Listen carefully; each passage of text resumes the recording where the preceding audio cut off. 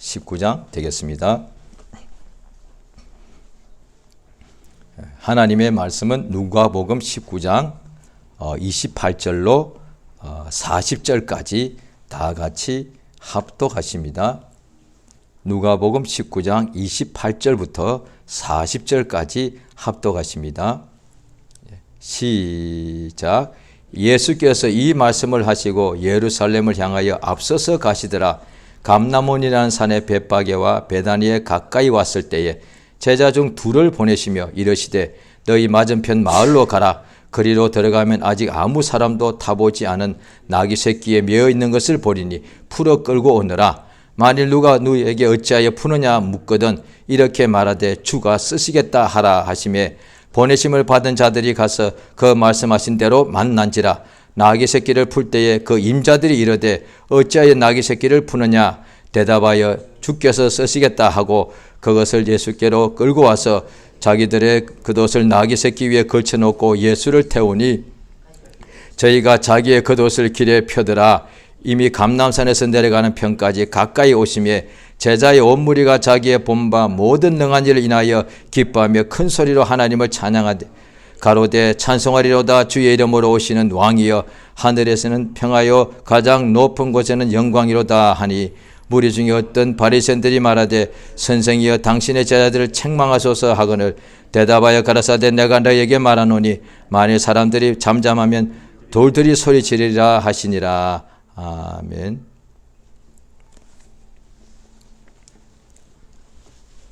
오늘 말씀 제목 같이 한번 읽겠습니다. 시작. 주께서 쓰시려고 하신다. 하나님은 만유의 주가 되십니다. 만유는 모든 존재를 말합니다. 모든 것, 하늘과 하늘들에 있는 것들과 또 땅 위에 있는 것들과 땅 아래에 있는 것들과 좌우간 이 모든 존재하는 모든 것, 보이는 것이나 보이지 않는 모든 것을 만유라고 그럽니다. 그 모든 것의 주인이 되십니다. 하나님은 모든 것의 주인이십니다. 그 유일한 주인이십니다. 그러니까 모든 만물이 존재하는 것은 우리가 분명히 알 수 있고 또 심지어 눈으로 볼 수 없는 존재까지도 어떤 사람들이 때때로 필요할 때 어떤 영적 존재가 자기 눈에 보이기도 합니다. 그래서 그 존재가 실제로 있는 것을 알 수가 있지요. 그래, 눈에 보이는 것들과 보이지 않는 모든 존재가 있는 것은 우리 인간들이 안다는 것입니다. 그런데 그 존재가 스스로 있는 것이 아니라 그 모든 존재의 주인이 있다는 거예요. 그가 하나님이십니다. 하나님은 모든 만물의 주인이십니다. 또 유일한 주인이십니다. 하나님은 모든 만물의 주인이시니까 우리도 육체도 그 만물 속에 포함이 되니 하나님은 우리의 주가 되십니다. 그래서 우리 하나님께서 이 세상에 먼저 아브라함의 자손된 유대인들에게 택하시고 그들에게 하나님의 종들을 택하신 종들을 그들에게 통해서 나타내 주셔서 하나님께서 그들 유대인 이스라엘 나라의 주가 되신 것을 유대 왕국의 주인이 되신 것을 알게 해주시고 그리하여서 그들이 수천 년 동안의 왕국이 행할 때에 다른 나라들은 주인이 왕이지만은 그 나라는 주인이 하나님이십니다. 그래서 사울 왕을 처음에 왕을 하나님께서 세워 주실 때까지는 왕이 없었습니다. 왜냐하니 하나님이 주인이고 하나님이 왕이니까. 그런데 그렇게 하나님이 주요 왕으로서 알고서도 그들 나라가 눈에 보이는 왕이 없었음에도 어떤 나라에 지배받지 않고 항상 하나님의 도우심 받고 이겼습니다. 그런데 세월 지나가며 사람들이 다른 나라들은 왕이 있고 군대가 있으니까 불안해가지고 자기들에게도 왕을 달라 이랬습니다. 그래 하나님께서 그들의 요구를 듣고서 기름 부어서 처음으로 세운 왕이 사울입니다. 그러니까 눈에 보이는 이 사람을 이제 왕으로 섬기게 되고 하나님께서 말씀하시기에 너희들이 왕을 달라니 왕이 어떤 자가 되는지 미리 말씀해 주십니다. 왕이 너희들이 주인이 되어서 너희들의 자식들을 데려갈 것이고 너희의 모든 소산을 그가 가져간다고 이래 되어 있단 말이에요. 그러니까 왕이 주인이 될 뜻이죠. 그렇게 하나님께서 유대인들에게는 말씀하시기를 너희는 하나님이 주가 되시고 그 유대인들은 하나님의 백성이 된다라고 알려주신 거예요. 그래서 그들이 이 땅에 살 때에 여러 가지 일이 있을 때마다 하나님께, 그러니까 하나님은 하나님인데 자기들의 주인이다, 주 하나님께 나아가서 의지합니다. 그리고 구약에 보면은 또 하나님의 이름을 알려주셨는데 그 이름에 대하여 유일하게 자음과 모음으로 대야만 소리를 낼 수가 있는데 모음을 다 빼서 그것을 읽을 수가 없습니다. 왜? 하나님 이름을 망령때 일컫지 말라 그랬으니 혹시라도 하나님 이름을 알고 난 후에 망령때 일컬을까 봐. 오늘날에 똑같습니다. 예수란 이름을 아는데, 자 보십시오. 저기 미국 같은 데는 보면은 예수란 이름을 믿는 사람이 부르기도 하지만은 뭔가 자기 기분 나쁘고 어떤 데는 아주 욕설을 할 때도 예수 이름을 부른다 이 말이에요.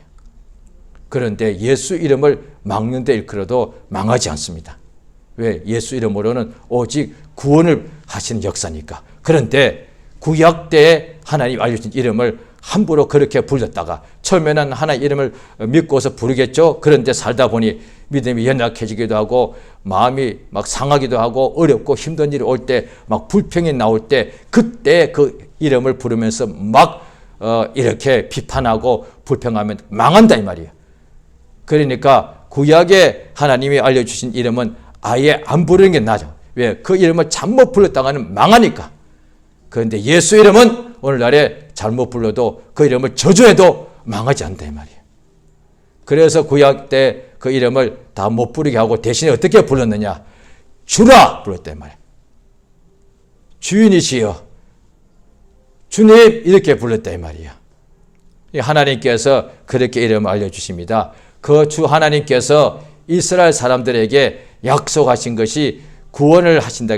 구원의 하나님께서 구원하는 일을 보내시겠다고 했는데 그가 이 땅에 마침내 하나님께서 약속대로 보내셔서 오신 분이 하나님의 독생자 그리스도 예수, 우리 주가 되십니다. 예수께서 이 세상에 오셔서 아버지께서 그에게 하라고 주신 일을 그가 온전히 끝까지 죽기까지 행하십니다. 그 예수님께서 이제 공생애 동안에 아버지께서 하라고 주신 일을 그대로 행하시면서 이 여러 가지 결박과 사슬을 다 끌어주시지요. 그가 이제 공생애가 다 끝날 때쯤 이제 유대인들에게 잡혀가지고 당국자들 잡혀서 그 다음에 사형 판결을 받고 죽일 때가 가까이 왔을 때에 이제 예수님께서 예루살렘에 들어가십니다. 그전에도 예루살렘에 항상 유월절마다 들어가셨죠. 그런데 이때 이제 예루살렘에 그 전에도 들어가셨습니다만은 이제 예수님께서 마지막 십자가에서 죽기 바로 전에 예루살렘에 들어가실 때는 이렇게 오늘 본문에 나옵니다. 많은 사람들이 예수님을 이제 왕으로 부르고 예수를 모셨습니다. 자, 오늘 본문에 보시면 예수께서 예루살렘으로 이제 들어가시는데 먼저 제자 중 둘을 보내어서 맞은편 마을로 가서 아직 아무 사람도 타보지 않은 나귀 새끼에 매여 있는 것을 보리니. 자, 보십시오. 같이 우리 본문 보십니다. 누가복음 19장 30절이죠. 자, 누가복음 19장 30절입니다. 자, 같이 읽겠습니다. 시작. 이르시되 너희 맞은편 마을로 가라. 그리로 들어가면 아직 아무 사람도 타보지 않은 나귀 새끼에 매여 있는 것을 보리니 풀어 끌고 오느라. 예수님이 제자들이 12제자들 데리고 3년 이상을 같이 있었는데 이렇게 명령하신 것이 한 번도 없었습니다. 딱 한 번이요. 예수님께서 병을 고치라 하신 적도 있고 그 다음에 50명씩 100명씩 모여 앉혀라 하신 적도 여러 번 있지만은 그 다음에 나를 따라 하신 적은 많지만은 예수께서 제자 중 2명을 보내가지고 나귀 새끼를 끌고 오느라 하신 적은 이때밖에 단 한 번도 없습니다. 여기가 유일합니다. 왜 그랬느냐? 예수님께서 그 전부터 말을 타거나 나귀를 타거나 어린 나귀 새끼를 타신 적이 없다 이 말이요. 예수님은 그렇게 타지 않고 그냥 걸어 다니시고 때때로 갈릴리 바다를 지날 때는 무리로 걷기도 하시고 배를 타고 가셨다 이 말이죠. 그런데 이때는 오직 예루살렘에 몇 번을 들어가셨습니다만 이때만큼은 이미 성경에 예언되어 있는 대로 예수님께서 왕이란 것을 알게 해주시려고, 그래서 성경에 이미 예수께서 아무 사람도 타보지 않은 나귀 새끼에 매여 있는 것을 보리니 풀어 끌고 오느라 이랬습니다. 그런데 주인이, 그 나귀 새끼 주인이 있죠. 임자가 말합니다. 왜 끌고 가느냐? 그러니까 그 임자한테 예수께서 이렇게 주인이 쓰시겠다. 아니 주인한테 말하기를 주인이 쓰겠다 이렇게 말해요. 그런데 그 나귀 새끼의 주인이 쓴다고 그러는데 두 말도 하지 않고 내어드렸다 이 말이에요. 그러니까 이 나귀 새끼도 자기가 나귀 새끼의 주인이지만은 주님 정말 주 하나님께서 쓰시겠다 그러니까 바로 알고서 내어드렸다는 거예요.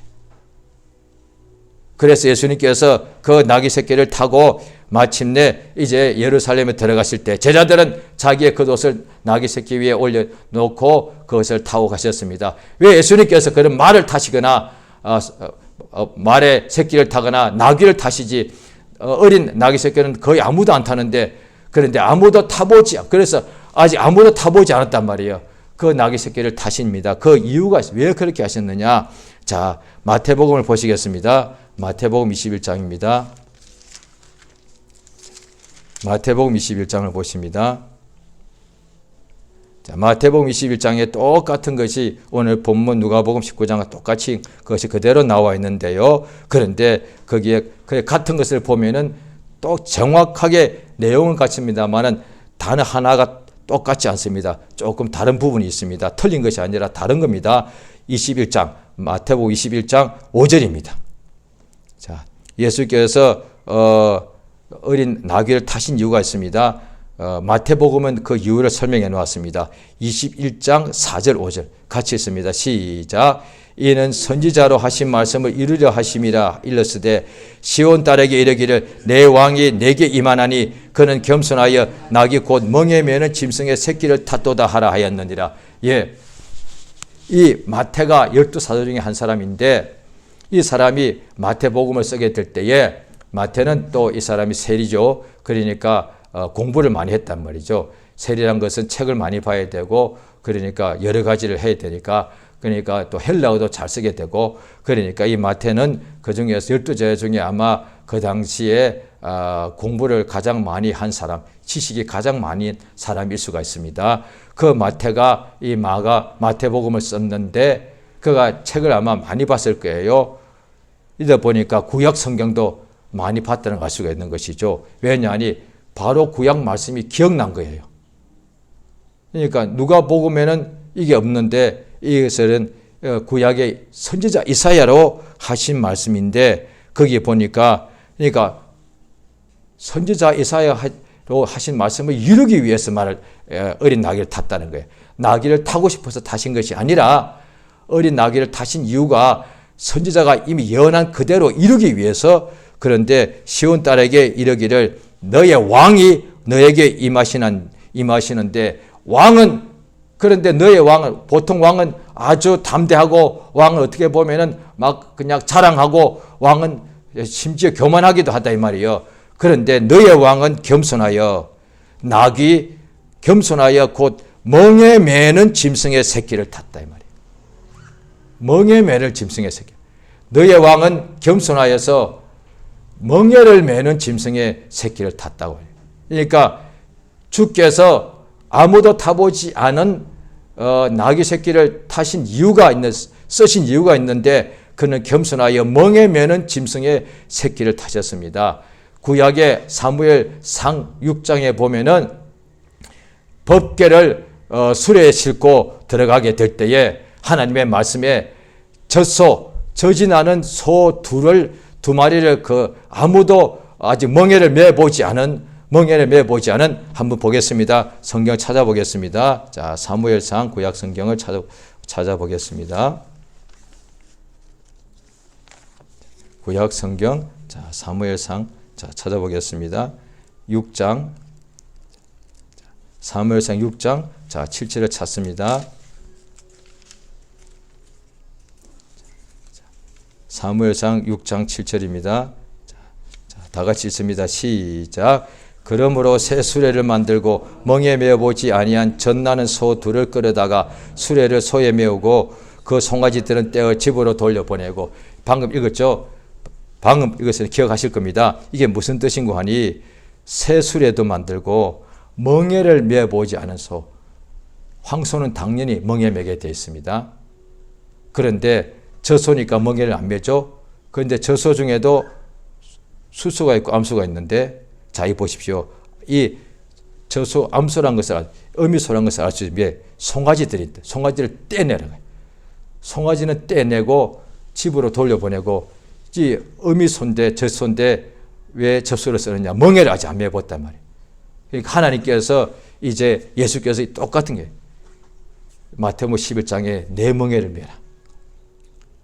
그러니까 하나님의 법궤를 새 술에다 올려놓고 그래서 끌고 가는 소는 멍에를 아직 안 매본 소에게 술에다가 이제 멍에를 매야 됩니다. 당연히 이 젖소도 이제 수레를 끌게 되면 멍에를 맵니다. 그런데 아직 멍에를 안 매본 젖소에게 멍에를 매는데, 송아지들은 어떻게 보면 엄마 품에서 떼내가지고 집으로 돌려보내는 거예요. 예수님 제자들 부를 때 12사도 부모, 처와 자식 버리고 예수를 따라가더래요. 이거 너무 똑같습니다. 이미 성경의 구약된 것에 다 나와 있다는 거예요. 이 비유로서 다 나와 있는데 그것이 예수님 때 그대로 이것이 이루어지더란 거예요. 자, 멍에가 뭐냐니, 멍에는 다 예수의 멍에를 안 매지 않으면 어떻게 되느냐. 자, 성경을 보십니다. 이사야서 58장입니다. 구약 성경 지금 펴놓으셨죠? 이사야서 58장입니다. 이사야 58장을 보시겠습니다. 자, 이사야서 58장, 자, 6절입니다. 같이 읽겠습니다. 시작. 나의 기뻐하는 금식은 흉악의 결박을 풀어주고 멍에의 줄을 끌어주며 압제당하는 자를 자유케 하며 모든 멍에를 꺾는 것이 아니겠느냐. 하나님께서 기뻐하는 금식은 흉악의 결박, 멍에의 줄을 끌어주는 거예요. 그러니까 모든 사람들이 모든 멍에를 다 지고 사는 거예요. 특히 여기는 구약이니까 유대인들도 멍에를 메고 있더라는 거예요. 하나님의 백성인데도. 그런데 그 멍에가 뭐냐는 거예요. 자, 보십니다. 자, 예레미야서, 그 바로 뒤에 예레미야 애가가 있습니다. 이사야서 뒤에 예레미야 바로 뒤에 예레미야 애가가 있습니다. 자, 보시면 예레미야 애가를 1142페이지 찾아보십니다. 예레미야 애가 1장 14절입니다. 예레미야 애가 1장 14절 찾겠습니다. 예레미야 애가 1장 1142페이지 예레미야 애가 1장 14절 한 절만 같이 시작. 내 죄악의 멍에를 그 손으로 묶고 얽어 내 손에 내 목에 올리사 내 힘을 피곤케 하셨으며 내가 당할 수 없는 자의 손에 주께서 나를 붙이셨도다. 멍에가 뭐냐? 죄의 멍에라는 거예요. 그러니까 이사야서 58장에 흉악의 결박, 멍에의 줄이 뭐냐? 그냥 이것을 갖다가 그걸 그대로만 하면은 문자 그대로 보면은 당연히 뭔가 세상에서 살아갈 때 힘들고 어려운 것이 많죠. 그것도 다 멍에가 맞습니다. 또 아니면 이건 문학적 표현이라고 보는 거예요. 그런데 진짜 멍에는 뭐냐? 죄악의 멍에란 거예요. 죄를 지면은 다 그 사람이 그 죄의 멍에를 딱 진다는 거예요. 그게 짐이단 말이에요. 자, 짐승에게 멍에를 딱 이렇게 올려버리면 이게 결박이 된단 말이에요. 그게 그렇게 무거운 짐이요. 멍에를 메고 그 위에다가 짐을 올려놓는 거예요. 그래서 수고하고 무거운 짐이라고 말하는 거예요. 가장 무거운 짐이 뭐냐? 죄악을 범함으로 그 죄의 멍에를 다 지고 있단 말이에요. 그러니까 하나님이 기뻐하시는 것은 그 죄악의 멍에를 풀어주는 거단 말이에요. 그 죄악의 멍에를 풀어주기 위해서 예수가 이 땅에 오신 거예요. 자, 마태복음 11장을 보십니다. 마태복음 11장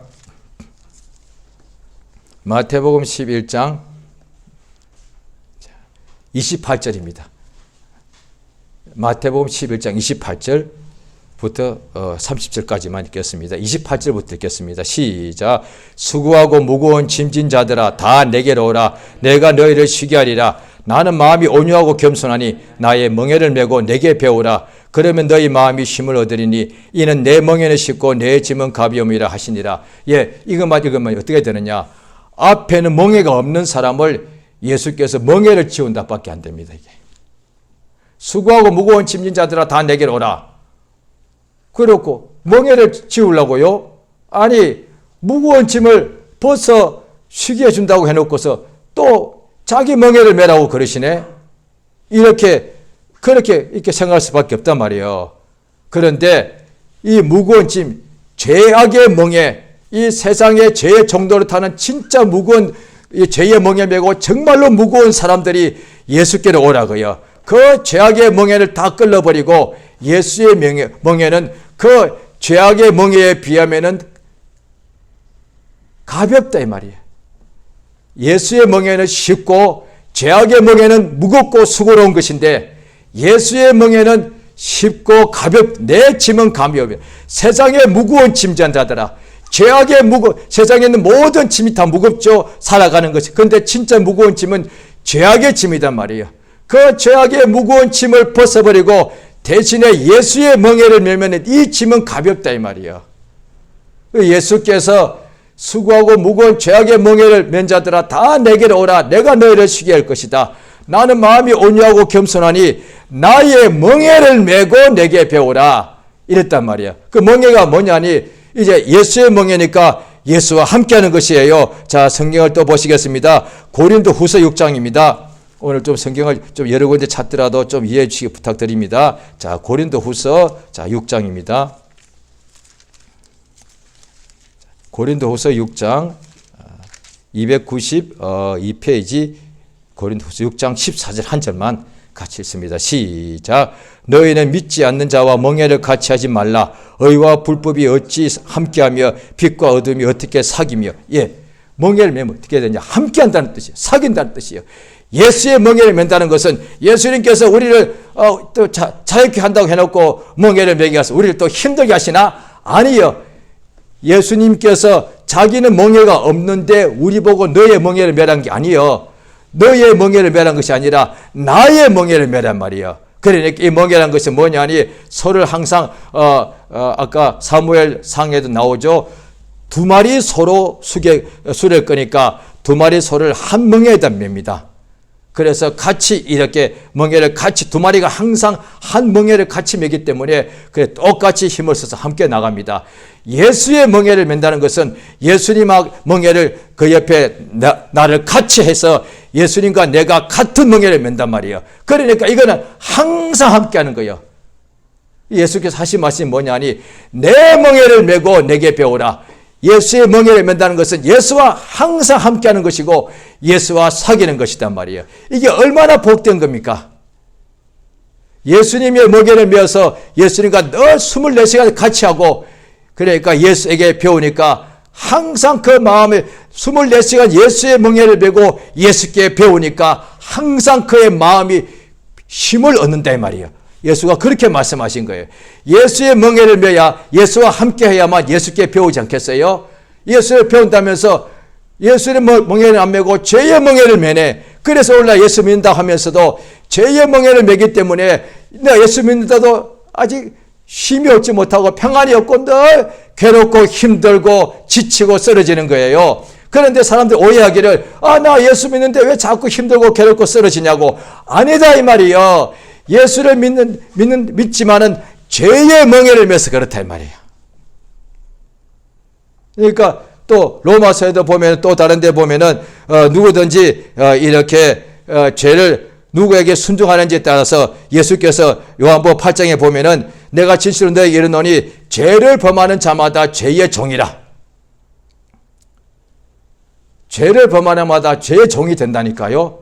그러니까 또 로마서 6장에도 보면은 너희가 자신을 종으로 드려 누구에게 순종을 하든지 그 순종함을 받는 자의 종이 되지 않느냐.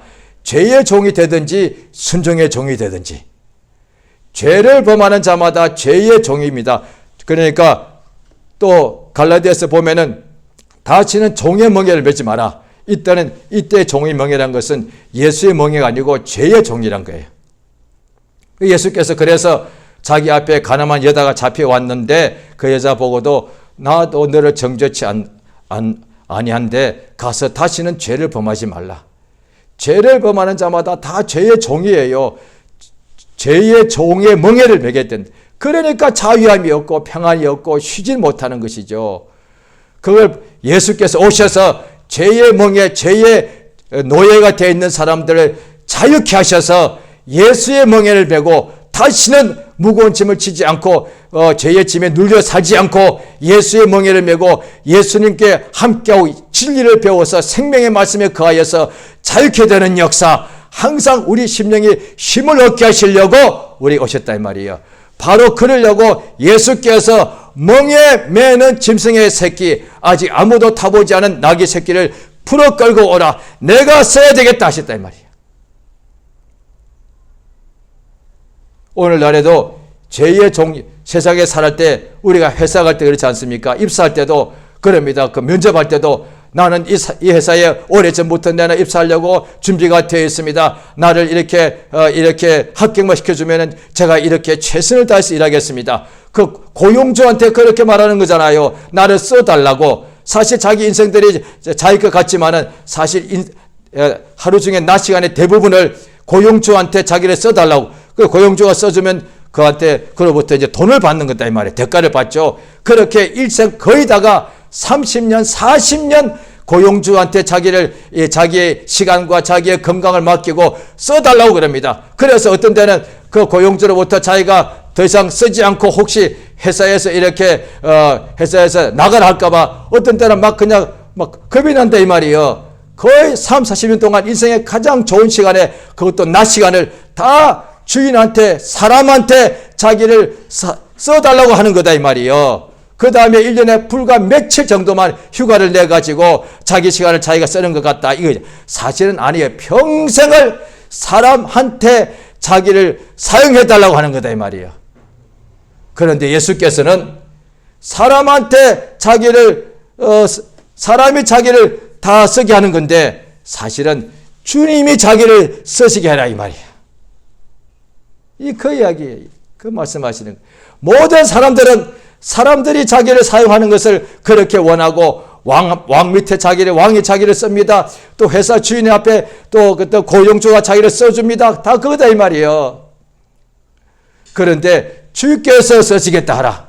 이 어린 나귀도 마찬가지예요. 그 주인이 쓰려고 어린 나귀와 그 나귀 옆에 어린 나귀를 묶어 놓았는데 주님이 쓰시겠다 이 말이에요. 하나님이 쓰시겠다는 거예요. 우리 일생을 한 번밖에 육체의 시간을 다 사람이 씁니다. 부모가 자식을 쓰든지 선생이 제자를 쓰든지 회사의 사장이 사원을 쓰든지 다 그렇다 이 말이에요. 그런데 주 하나님이 자기를 쓰시게 하라 이 말이에요. 그것이 믿음이에요. 세상에서 살아가는 것은 뭐냐니 고용주가 자기가 원하는 큰 회사 월급을 많이 준 회사에 가서 나를 써달라고 말하는 것이 그렇게 보통 사람들의 마음인데 믿음은 뭐냐? 만유의 주가 되시는 세상에 있는 고용주는 내게 돈밖에 못 주지만은 하나님은 내게 그 돈으로도 환산할 수 없는 생명과 영생과 은혜를 아버지의 자녀가 되는 권세를 주시는 그 주 예수께서 나를 써주시기를 간절히 원하는 것, 그게 믿음이다 이 말이에요. 예수께 앞에 나올 때 수많은 사람이 나올 때 예수님을 부릅니다. 예수께서 내가 너한테 무엇을 하여 주기를 원하느냐 물어보시니까 눈 뜨기를 원합니다. 병 고침받기 원합니다. 이런 사람이 많았다 이 말이에요. 그런데 그 중에 주님께서 나를 써주시기를 원합니다. 그들이 누구냐? 예수님이 공생에 시작할 때 가장 먼저 하신 것이 뭐냐? 사람들을 썼다 이 말이에요. 12사도 부모님과 함께 물고기 잡는 청년들을 갖다가 예수님께서 직접 이름을 불러서 내가 너를 써야 되겠다는 뜻이에요. 너 나를 따라오너라. 그래서 부모와 자기가 세상에서 쓰임받던 그들이 배를 다 버려두고 적시로 자기를 쓰겠다는 예수를 따라가서 부모, 형제, 처자를 다 버리고 예수의 종, 예수와 함께 멍에 메고 예수를 따라가는 사람이 됐다 이 말이야. 아까 보았던 예레미야 애가에 바로 그게 나옵니다. 사람이 젊을 때 멍에 메는 것이 좋다. 젊을 때 주께서 쓰시는 사람이 복 있는 사람이다 이 말이야. 늙어서도 주님이 써주시죠. 그런데 젊을 때에 예수의 멍에 젊을 때 멍에 메는 것이 사람에게 좋다고 해요. 사람이 젊을 때 멍에 메는 것이 좋다 이 말이에요. 왜? 멍에 메서 열심히 일할 수 있다면 늙은 소는 멍에서부터 풀어줍니다. 소가 젊을 때는 멍에를 매가지고 열심히 밭일을 하고 열매를 곡식을 수확하는 일에 쓰는데 늙은 손은 멍에를 풀어줍니다. 더 이상 쓸 수가 없으니까. 사람도 예수의 멍에를 젊을 때 매는 사람은 정말로 복이 있는 사람이에요. 젊을 때부터 생명의 주 예수와 날마다 사귀면서 죄의 종로로 해야 될 삶에서 벗어나서 사람의 종이 되어야 될 일생을 그것을 벗어나서 일생의 사람의 종로로 타는데 모든 인생사가 주 예수의 종이 되어서 젊어서부터 일생 동안에 주와 함께하고 예수와 사귀고 오직 이 생명의 말씀 의의 종이 되는 이 역사가 가장 큰 복이 있다 이 말이야. 늙어서도 예수의 멍에 매는 것도 복이 있죠. 그런데 젊을 때 매는 것이 그렇게 복이 있단 말이야. 어린 낙이 아무도 멍에를 매지 않고 타보지 않은 어린 낙이를 예수께서 쓰시겠다. 멍에도 안 매보고 그 다음에 아직 아무도 타보지 않은 어린 나귀를 주께서 쓰신다 이 말이야. 그 주님께서 겸손하여 그래 멍에를 맨다는 것은 그게 예수님께서도 내 멍에니까 예수도 멍에를 맸다 이 말이에요. 하나님 아들이신데도 이 빌립보서 2장에 보면은 멍에란 것은 종이란 뜻이거든요. 멍에 맸다는 것은 종이란 뜻이에요. 그 예수께서 거룩한 종 예수다 이 말이에요. 예수께서 하나님의 아들이신데도 아버지가 그에게 하라고 주신 명령을 받아서 그가 종으로 오셔서 섬기고 죽기까지 말씀에 순종하여 이렇게 그가 아버지께 모든 뜻을 이뤘다 이 말이에요. 예수님이 그것이 종이니까 하나님의 아들이신데도 자기를 낮추셔서 겸손하다 이 말이에요. 그러니까 예수님은 겸손하여서 멍에를 메시고 이 땅에 오셔서 죽기까지 아버지의 일을 뜻을 다 이루셨습니다. 그와 같이 예수의 멍에를 같이 메고 가자. 그러면 예수의 멍에를 메고 일생을 일할 때에 당연히 그 심령에는 평강이 넘치고 힘을 얻게 되고 그날에 주와 멍에를 메고 일생을 간 사람은 천국에 들어갈 때 예수께서 내 멍에를 같이 맨 사람들에게 그렇게 내 보좌에 같이 앉자. 이렇게 말씀하시는 거예요.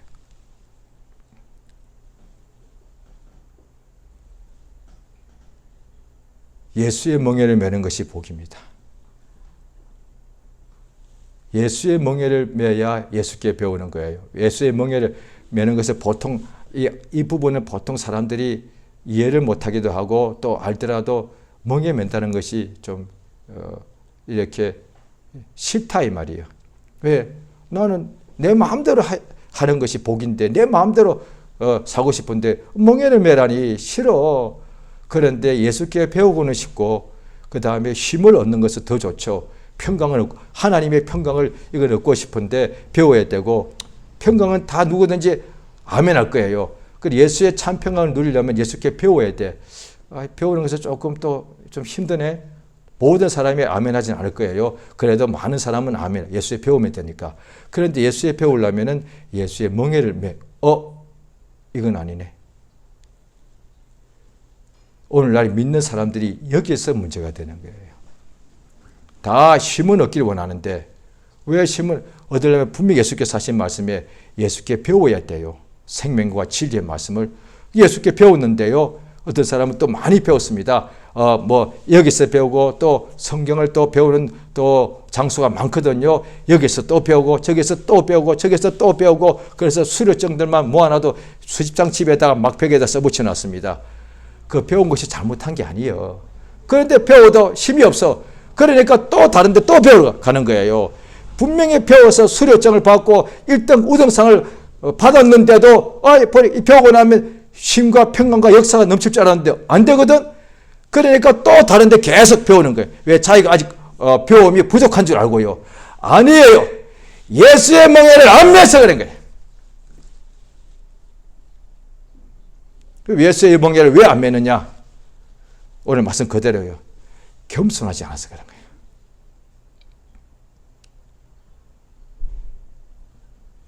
그렇게 나오는 거예요. 멍에 매는 것은 겸손한다. 예수께서 겸손하여 그는 왕이신데도 겸손하여 멍에 매는 짐승의 새끼를 탔도다. 멍에를 매는 것은 겸손하기 때문이고 멍에를 안 매는 것은 겸손치 않기 때문이에요. 내가 왜 멍에를 매야 돼? 내가 왜 멍에 매서 같이 해야 돼? 내가 하고 싶은 대로 마음대로 마치 헐헐 날듯이 내가 원하는 대로 눈이 원하는 대로 내 육체가 원하는 대로 먹고 싶은 대로 말하고 싶은 대로 가고 싶은 대로 마음대로 하고 사는 게 이게 복이 아니겠는가? 뭐 멍에는 매라고 그래? 오해한단 말이에요. 그런데 성경이 알려주는 거예요. 특히 신약에 보면은 마음대로 사는 것 같지만 그게 전부 다 죄의 멍에 매고 있는 그런 거예요. 그 마음대로 사는 게 그게 정말로 자유한 것이 맞다면 영혼의 생명이 넘쳐야 되고 심령의 기쁨이 넘쳐야 된다 이 말이에요. 마음대로 살면서 어떻게 돼야 살수록 특히 믿는 사람들은 마음대로 살면서 살수록 뭔가 항상 속에는 겉으로는 마음대로 살아서 당장에는 그 표면적으로 그는 기쁨이 즐거움 같지만은 그러나 속에는 항상 뭔가 앞이 안 보여 깜깜하고 답답하다 이 말이에요. 자, 그러므로 겸손은 하나님께서 강제로 할 수가 있어요. 신구약에 다 나옵니다. 교만하면 하나님께서 강제로 대적하셔 낮추시는 이유가 있습니다. 구약은 그런 실제로 하나님께서 징계, 형벌하셔 그냥 낮춰버리십니다. 그것도 복 있다고 사랑한다고 되어 있습니다. 그런데 더 나아가서 구약에도 신약에도 나오지만은 가장 좋은 것은 예수님께서 아버지께서 일부러 형벌하신 것이 아니라 자기가 자기를 낮추신 거예요. 그게 예수의 마음이에요. 그게 진정한 능력인 거예요. 예수 믿는 사람은 자기를 하나님께서 징계하시기 전에 자기를 징계받아 낮추는 것이 아니라 어쩔 수 없이 낮아지는 것이 아니라 자기가 자기를 낮출 수 있습니다. 이게 진정한 능력입니다. 겸손하여 겸손은 이유고 목적이 뭔데요? 예수의 멍에를 매려고요. 그래서요 예수께 항상 사귀고 예수와 늘 함께하고 예수께 배워서 그 다음에 비록 내 몸이 세상에 있고 예수의 멍에를 메고 있었지만은 나의 마음에는 평강과 위로와 하나님의 사랑과 생명이 충만케 되기 때문에 이것을 내가 믿기 때문에 할렐루야. 이 시간 기도하십니다. 자, 이 시간 기도하실 때 예수여 참으로 나를 도와주셔서 나의 일생에 예수의 멍에 매도록 나를 도와주시옵소서. 그렇지 않으면 다 죄의 멍에를 메고 일생에 죄의 종로를 타게 되는데 예수여 우리를 참으로 역사해 달라고 예수 이름을 크게 한번 부르고 합심해서 간절히 기도하십니다. 예수여